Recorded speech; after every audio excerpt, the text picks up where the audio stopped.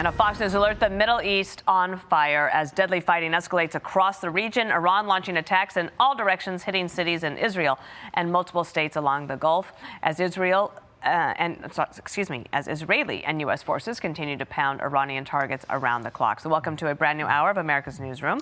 I'm Dana Perino. Morning to you. Here we go. A lot of headlines already. I'm Bill Hemmer. Good morning at home. A U.S. State Department urging American citizens in 14 countries across the Middle East to leave immediately and calling for Americans on the eastern coast of Saudi Arabia near Bahrain to take shelter now. So this comes after Iranian attack drones hit the U.S. Embassy in Riyadh, Saudi Arabia. Fortunately, the compound had been evacuated and there were no injuries. Meanwhile, Israel's prime minister is defending the strikes on Iran, calling it a gateway to long-term peace.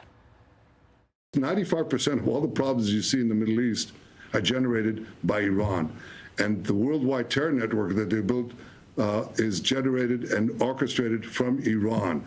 So when you take away Iran, when you let the people of Iran have the opportunity to act to liberate themselves, free themselves from the yoke of this terror machine, you get a different future. I think that will open up the way for many peace treaties with other Arab countries, with Muslim countries. I think it changes the world. This is not an endless war.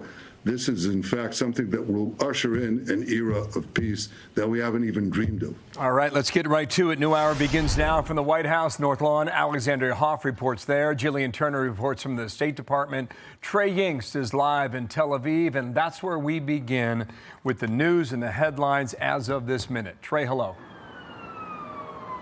Yeah, hey, Bill, good afternoon. We continue to follow these developments from across the region, but breaking last hour on Fox, we learned from an Israeli official that the Supreme Council of Iran was voting for the next supreme leader, the person to replace the Ayatollah Khamenei, when the Israelis struck the location that we understand dozens of individuals from the Iranian regime were located in. A significant development and strike here across the region as the Israelis are showing off their intelligence capabilities amid this conflict.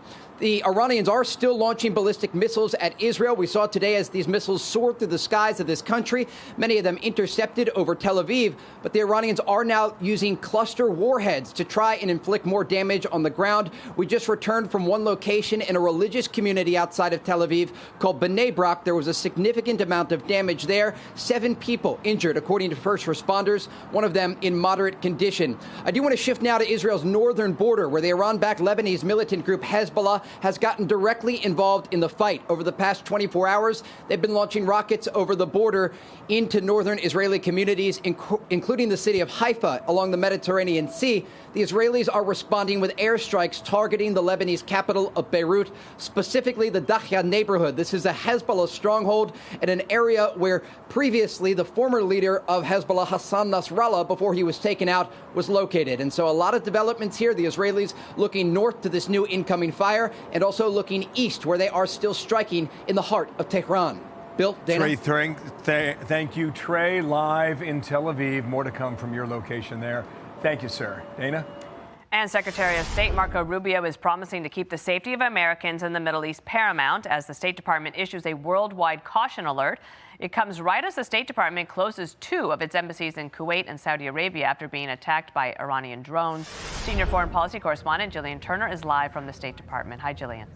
Hi, good morning, Dana. U.S. embassies and consulates in the region are now direct targets for the IRGC and Iran-backed militias. We are monitoring more than one diplomatic compound that has either come under fire or is facing the imminent threat of fire this hour. Fortunately, as of now, we do not know of any American diplomats or staff being injured. Secretary Rubio, though, is warning the regime to keep their hands off American embassies. Take a look at this, developing in Riyadh still this morning. After overnight, the embassy in Riyadh struck by enemy fire. 2 drones, at least, striking the compound directly. A State Department official tells us the embassy was blessedly empty at the time due to evacuation orders.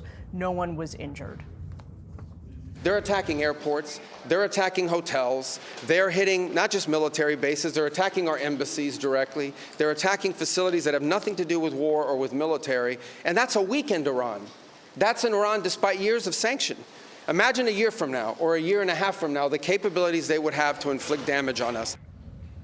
Overnight, new departure orders issued for Americans in 14 different countries across the region, directing them to leave via any means necessary due to these surging threats. This morning, worldwide caution alert remains in place. It applies to Americans everywhere, not just overseas, but here in the homeland. If you are a U.S. citizen, the State Department is making very clear you are facing an elevated risk from foreign threats today. Immediately following the beginning of this operation, at my direction, the State Department activated a 24/7 task force, surging personnel and resources necessary. We're tracking this, Dana, going on in real time right now in Saudi Arabia. The U.S. consulate believed to be under direct threat as well, anticipating drone strikes perhaps there. There is a shelter-in-place order that was lifted. It is now an evacuation order, as we understand it. More details coming for you on this, but Americans working there are now in imminent danger. Dana? All right, thank you so much, Gillian. So on the map here, just so our viewers get an idea about the geography we're talking about with regard to the Americans in that region. Here's the U.S. Embassy in Riyadh. It was hit last night by at least 2 drones, maybe a third, reporting late last night. No one was inside at the time. And this morning, earlier today, the embassy in Kuwait has been closed as well. So we'll watch these developments with regard to Americans overseas. 14 countries on the map behind me. Americans in this region, tens of thousands for sure. Maybe more have been urged to go ahead and evacuate and leave that region commercially as soon as possible, ASAP. All right, February 28th was Saturday. That was the day that we and Israel had launched the hits on Iran. February 28th here, okay? And this is from the Department of Homeland Security. Iran and its proxies probably pose a threat of targeted attacks on the United States, although a large-scale physical attack was unlikely. So we're going to watch that, too, as Kristi Noem gets her testimony before that Senate committee and try and learn more about what this could or could not mean. Dana, back over to you. All right. We are going to bring in Dan Hoffman. He's a former CIA chief of station, and he is also a Fox News contributor. I'm going to open it up to wherever you want to go, but in particular thinking about this report that there is an attack on the Assembly of Experts, and this would be the meeting where they were trying to find a new leader in Iran. Yeah, just another in a series of examples where exquisite intelligence, most likely from human sources and signals intelligence and overhead reconnaissance, allows for these precision military strikes to great effect. What's left of Iran's regime has to consider this all to be an existential threat. And that's why we're seeing Iran launch what they've got, their ballistic missiles and their drone attacks. It's like a use it or lose it scenario. They're trying to drive up the cost for the United States and our allies of prosecuting the war. Axios had this about the scope and scale of what we're talking about right now, that the sheer geographic scope of the war is staggering, directly involving at least 11 countries, disrupting the global flow of oil and gas and rattling markets worldwide. This is really the first time that we have seen the Gulf states band together against Iran, joining the United States and Israel. How unique is that to you as somebody who's followed this your entire career? It's not what our Gulf state allies and partners wanted. I think privately behind the scenes, they were supportive of the Trump administration, but they didn't want to be involved overtly in this war. But Iran decided that they would launch these attacks. If you happen to be in the Fairmont Hotel in Dubai a few days ago, that was a risky place for you. The UAE has had to deal with hundreds of drone attacks and missile attacks. There's a comparative advantage for Iran. These are relatively inexpensive means to attack their enemy, and air defense is comparatively expensive. And so Iran feels like this asymmetric warfare is to their advantage, and they want to drive up the cost, spur a public debate in the United States about this war. Make no mistake, Iran, not to mention Russia and China, are closely tracking the debates in the U.S. Congress for some who, including on the Republican side, who don't support the war effort, and they want to try to take advantage of that. Can you talk about this order from the State Department to Americans saying to immediately leave the region?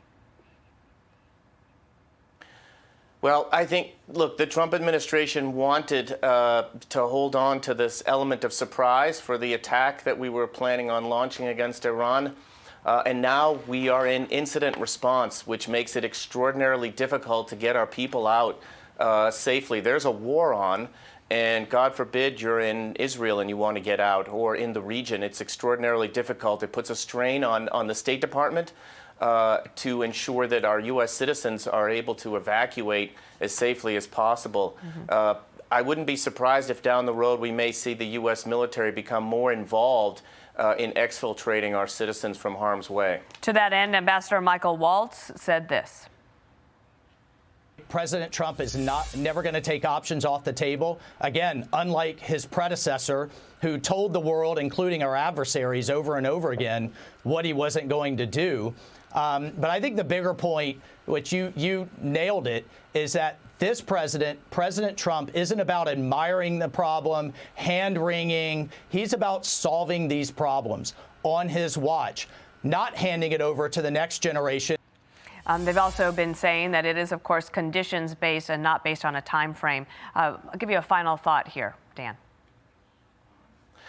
Look, I just think that what began this war was that the United States put massive military assets into the region designed to induce Iran to come to an agreement on their nuclear program, ballistic missile program, and support to proxy terrorists. Of course, Iran never negotiated in good faith, and I think the war will end when either all of that is destroyed or some remnant of this Iranian regime comes to the table and negotiates so that the Iranian regime no longer presents a threat in the region and beyond.